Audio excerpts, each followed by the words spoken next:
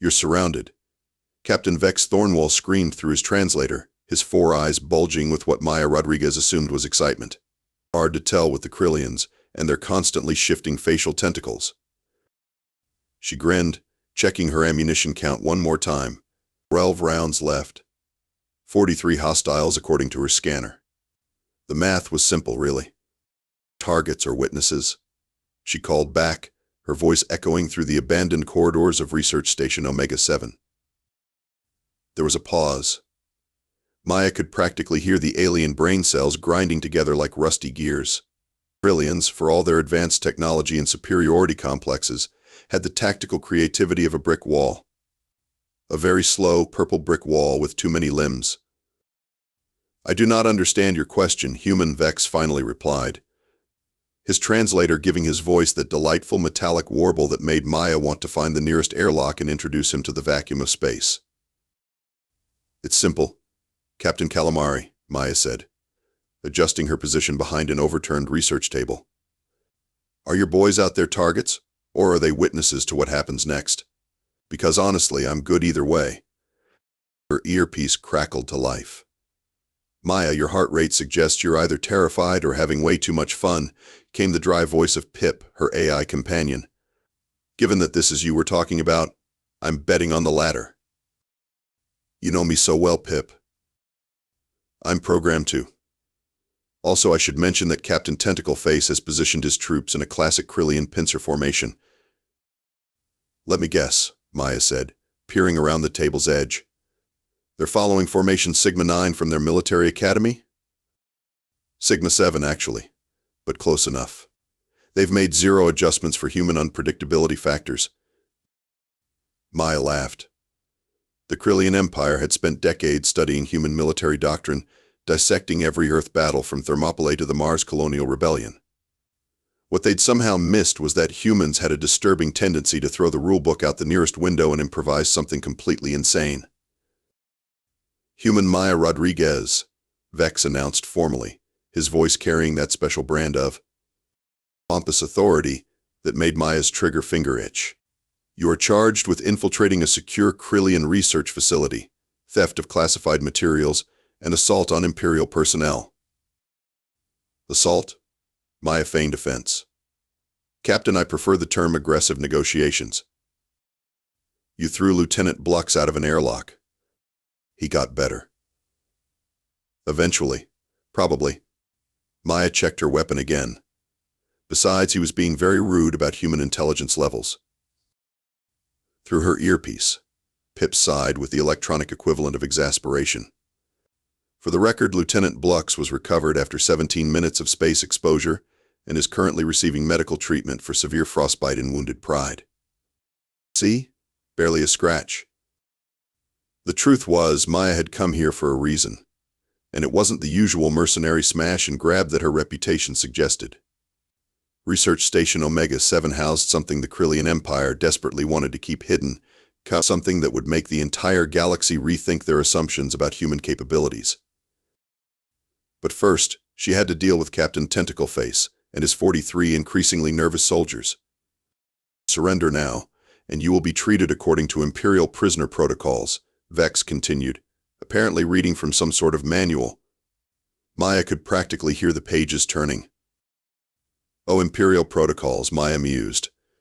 Is that the same set of protocols you used on the human colony at Kepler 442? Dead silence. Because I've got to say, Captain, those protocols looked an awful lot like war crimes from where I was standing. More silence, followed by some rapid chittering in the Kryllian language that Pip helpfully translated as several variations of "oh crap," and how does she know about that? Maya smiled. The real fun was about to begin. I believe there has been some sort of misunderstanding, came a new voice, smooth and oily like a used starship salesman. Ambassador Quillex had apparently joined the party, his translator set to maximum pretentiousness. Surely we can resolve this matter through civilized discourse. Maya rolled her eyes hard enough to strain something. Oh good, they brought a politician. This day just keeps getting better.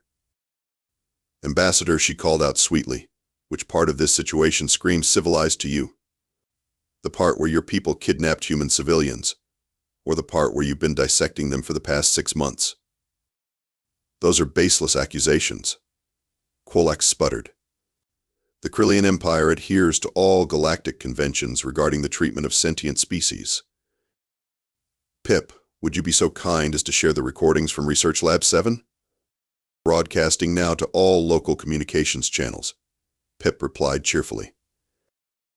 The sound of screaming filled the station's comm system, human screaming, specifically, followed by Kryllian voices discussing the fascinating resilience of human neural pathways under extreme stress. The silence that followed was deafening. Well, Maya said into the quiet, that was awkward. Another voice crackled through the comm system, this one depressingly familiar. Maya, this is Lieutenant Buzz Cranton. We've got you surrounded. There's nowhere to run. Maya felt her good mood deflate slightly. Oh, come on, really, Buzz? Really? It's a living, Maya. Better than getting shot at every day like back in the Colonial Guard. Better than having principles, you mean? Look, these people aren't monsters. They're just trying to understand human physiology for defensive purposes. You know how dangerous humans can be when they go crazy. Maya actually laughed at that one. Dangerous when we go crazy? Buzz, buddy, you've been spending too much time with the squid people. We're dangerous when we're completely calm and rational. The crazy part just makes it entertaining. Through her earpiece, Pip whispered Maya, I'm detecting elevated stress hormones in the ambient air. The Kryllians are getting nervous. Good. Nervous aliens make mistakes. Ambassador Kryllian tried again, his voice now carrying the desperate edge of someone whose career was flashing before his eyes. MS. Rodriguez, perhaps we could arrange some form of compensation for any perceived inconvenience. The Empire is prepared to offer you a substantial sum for your discretion regarding any alleged activities on this station. Alleged activities? Maya's voice went dangerously quiet. Ambassador, I've got video files of your people turning human children into spare parts. Allegedly. Allegedly, yeah. That research is vital for understanding human aggression patterns. Your species is a threat to galactic stability. And there it is, Maya said, grinning again. The real reason you're here. You're not trying to protect the galaxy from humans, Kryllian. You're trying to figure out how to control us. Captain Vex's voice cut through the conversation like a rusty blade. Enough talking. Human, you will surrender immediately or face the consequences. Consequences? Maya stood up slowly, making sure she was visible to the Kryllian forces. Captain, I think you've misunderstood something fundamental about humans. She raised her weapon, but instead of pointing it at the aliens, she aimed it at the station's main reactor housing visible through the transparent aluminum barrier behind her.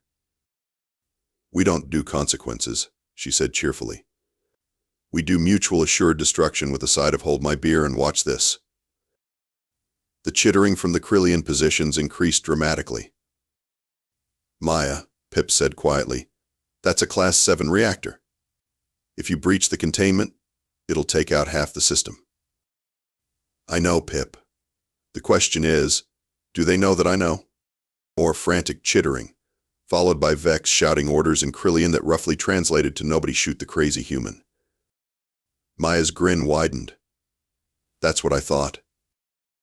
Now that I have your attention, Maya continued, keeping her weapon trained on the reactor, let me explain why I'm really here.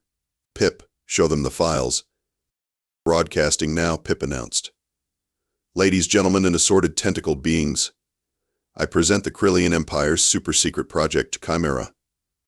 Holographic displays materialized throughout the station, showing detailed schematics of human-alien hybrid experiments, neural mapping protocols, and something particularly disturbing labeled human aggression replication studies. You've been trying to weaponize human unpredictability, Maya said, her voice losing its humor for the first time. Turns out you can't just copy-paste crazy into your soldiers. Who would have thought? Now, Ambassador Kryllian's voice cracked. This research is necessary for galactic peace. Humans are an existential threat to all civilized species. Civilized species, Maya repeated slowly. Right. Because nothing says civilization like kidnapping children and dissecting their brains to figure out why humans are so good at killing things. Your species destroyed 3 colonies in the Outer Rim. Captain Vex protested. Those weren't colonies, genius. Those were Kryllian military bases disguised as colonies. We know the difference. Maya's smile returned, but it was cold now. See, that's another thing you never figured out about humans. We're really, really good at intelligence gathering. Pip chimed in helpfully. For example, we've known about Project Chimera for 8 months. We've also identified 17 other black sites across Kryllian space. 17 other sites, Maya repeated. Each one filled with human test subjects. Each one thinking they're safe because they're hidden in the middle of nowhere. The chittering from the Kryllian positions had taken on a distinctly panicked quality. Maya, Buzz's voice cut through the calm, sounding strained. You don't understand. The Empire isn't trying to hurt humans. They're trying to understand us so they can work with us. Work with us? Maya laughed, but there was no humor in it. Buzz, they've been dissecting human children to figure out why we don't follow their neat little military formations. They want to turn their own soldiers into human-style berserkers, but with better impulse control. The galaxy needs stability, Kryllians insisted. Human unpredictability threatens the established order. Established order, Maya mused. You mean the order where the Kryllian Empire gets to decide who lives and who becomes a lab rat? She gestured at the holographic displays still cycling through horrific images. Here's the thing about human unpredictability, Ambassador. It's not a bug. It's a feature. What do you mean? Vex demanded. I mean, Maya said, her grin returning to full wattage, that while you've been studying us, we've been studying you. And we've learned something fascinating about Kryllian psychology.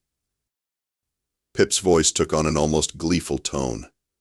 Kryllians have an overwhelming need for hierarchical order and predictable outcomes. When faced with truly chaotic variables, their decision-making processes essentially lock up. Like right now, Maya added.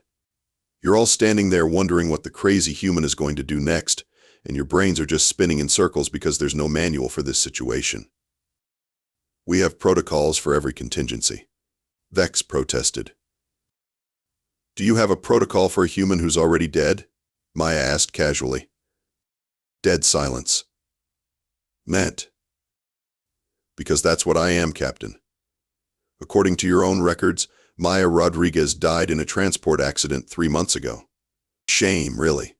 She was such a promising young terrorist. The implications hung in the air like a toxic cloud. If Maya Rodriguez was officially dead, then everything she was doing here was technically being done by a ghost. And ghosts, as everyone knew, didn't have to follow the same rules as living people. Who are you? Kryllians whispered. Maya's grin became positively predatory. I'm the consequence of your actions, Ambassador. I'm what happens when humans decide that the established order needs some aggressive restructuring. The holographic form of General Thrak materialized in the center of the station's main corridor, his massive frame imposing even as a projection. Captain Vex, what is the status of this operation? Sir, the human has threatened to destroy the reactor, Vex reported, his voice tight with barely controlled panic. Then shoot her. Sir, she's positioned so that any weapons fire would likely breach the reactor containment. General Thrak's tentacles writhed in what Maya had learned was the Kryllian equivalent of a migraine. How did one human create this situation? Well, General, Maya interjected cheerfully, it starts with proper planning and ends with you all being terrible at thinking outside the box. Pip, would you like to explain our methodology? Gladly, Pip replied with electronic enthusiasm. Step 1. Humans spent 6 months analyzing Kryllian tactical doctrine. Step 2. We identified 17 critical weaknesses in your standard operating procedures. Step 3. Maya waltzed in here and exploited all of them simultaneously. Impossible, Thrak growled. Our tactical systems are flawless.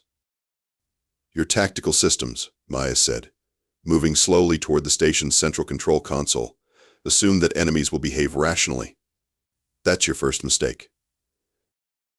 She pressed a series of buttons on the console, and the station's defensive turrets slowly rotated to point inward at the Kryllian forces. Your second mistake, she continued, as panic chittering filled the comm channels, was assuming that humans follow standard infiltration protocols. Another button press, and the station's gravity generators began cycling through randomized patterns. Kryllian soldiers, evolved on a high-gravity world, suddenly found themselves bouncing helplessly off the ceiling. Maya, Buzz's voice cut through the chaos. How did you even get control of the station's systems? Oh, that's easy. I've been here for 3 days. Dead silence, broken only by the sound of Kryllian soldiers colliding with various surfaces. 3 days, General Thrak repeated slowly. 3 days, Maya confirmed. See? While you were all running around looking for the dangerous human infiltrator, I was hiding in the maintenance shafts, downloading your entire database and rigging the station's systems to respond to my commands. The sensors would have detected you, Vex protested, struggling to maintain his footing as gravity shifted again. Kryllian sensors are calibrated for Kryllian physiology, Pip explained helpfully.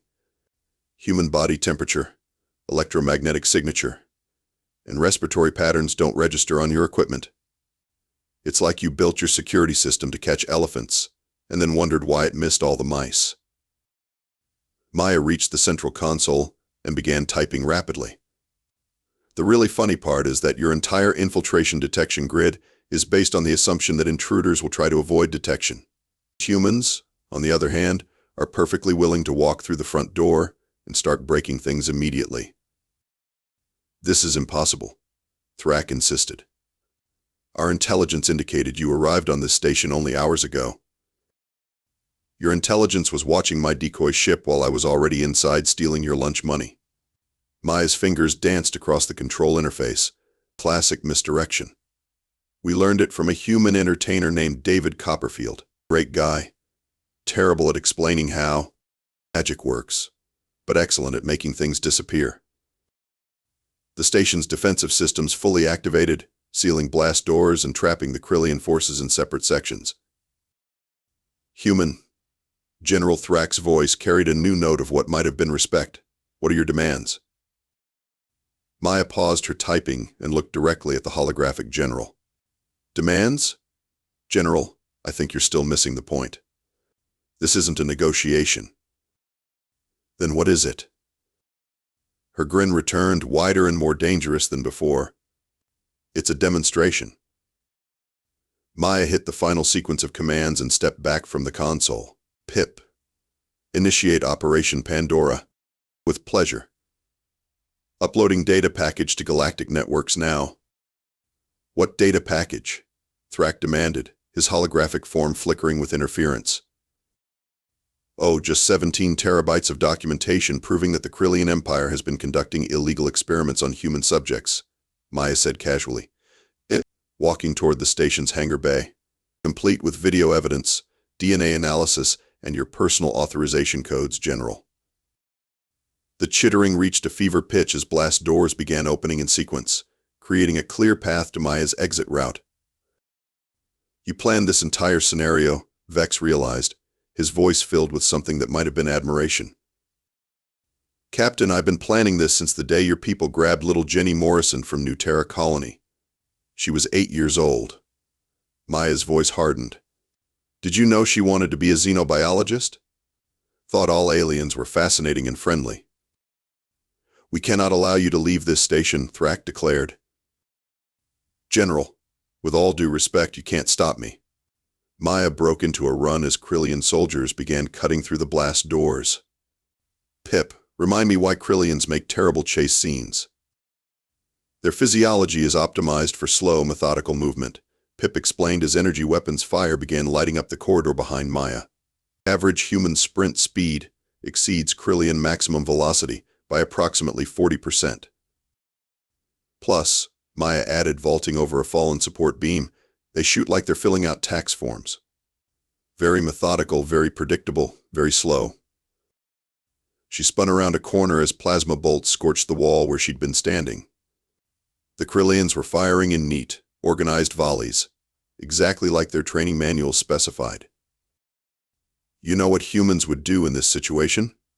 Maya called back to her pursuers. Enlighten us, Vex panted through the comm.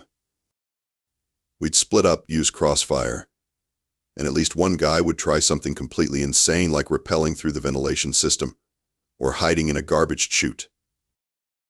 As if summoned by her words, the ceiling above the Kryllian forces exploded in a shower of sparks and debris. 3 human soldiers dropped through the opening, weapons blazing. Maya, one of them shouted. Cavalry's here. About time, Marcus, Maya replied, not breaking stride. I was starting to think you'd gotten lost. Traffic was murder, Marcus called back, providing covering fire. Plus Rico insisted on stopping for coffee.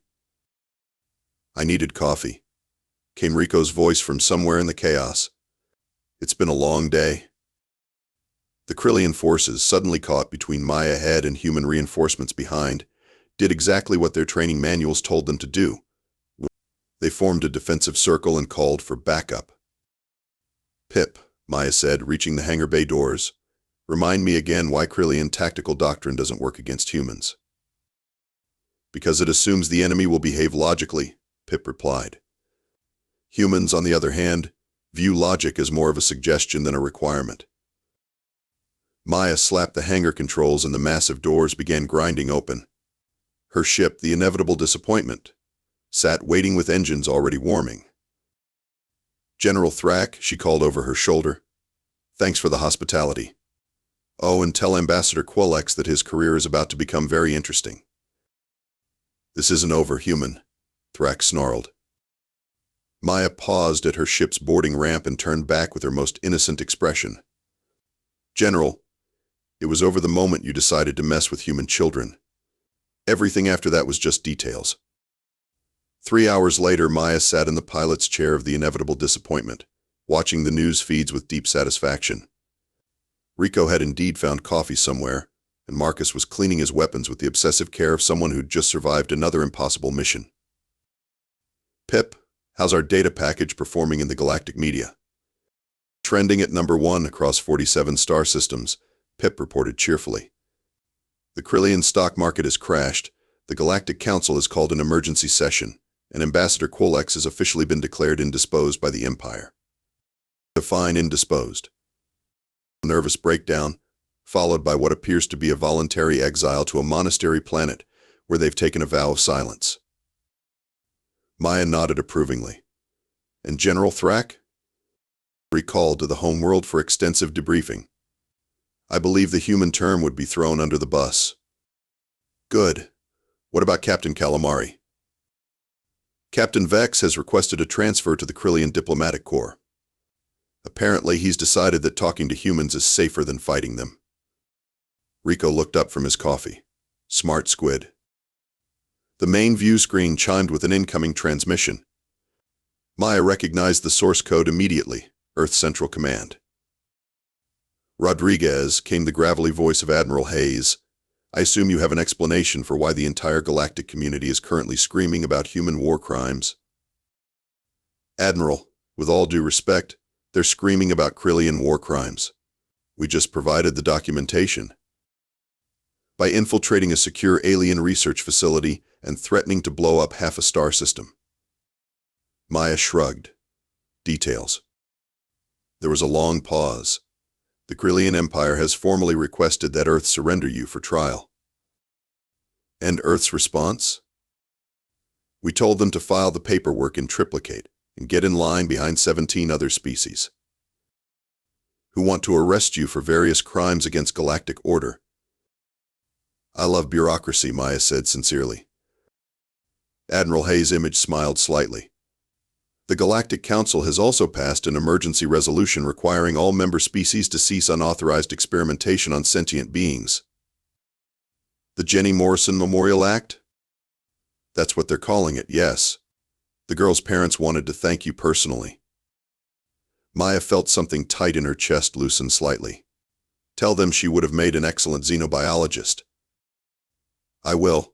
Rodriguez, you should also know that the Council has officially designated humans as a Class Alpha intervention species. What does that mean? Mean. It means, Admiral Hayes said with obvious satisfaction, that any hostile action against human civilians is now considered an act of war against the entire Galactic Council. Maya leaned back in her chair, finally allowing herself to relax. So the kids are safe? The kids are safe. And Maya, the Council also voted to establish a human advocacy office. They want you to run it. Me? A government job? Maya laughed. Admiral, I'm flattered, but I think I'll stick to freelance aggressive negotiations. I figured you'd say that. The job comes with a ship, unlimited resources, and complete autonomy to investigate potential threats to human welfare. Maya's eyes lit up. Unlimited resources? And no oversight. I'll take it. As the transmission ended, Pip spoke up quietly. Maya, there's something you should know. The broadcast of Project Chimera has triggered a wave of similar revelations across the galaxy. It appears humans weren't the only species being experimented on. Maya's smile faded. How many others? 14 species so far. The Zeridian memory banks, the Vorthan empathy centers, the Kryllian hive minds. Sounds like we've got our work cut out for us. Marcus looked up from his weapons maintenance. So what's the plan, boss? Maya stood up and walked to the navigation console. Same plan as always, Marcus. We find the bad guys, we break their toys, and we make sure everyone knows exactly what happens when you mess with people who can't fight back. And if the bad guys don't want to cooperate? Maya's grin returned, sharp and dangerous. Then we ask them the same question I asked Captain Calamari. Targets or witnesses?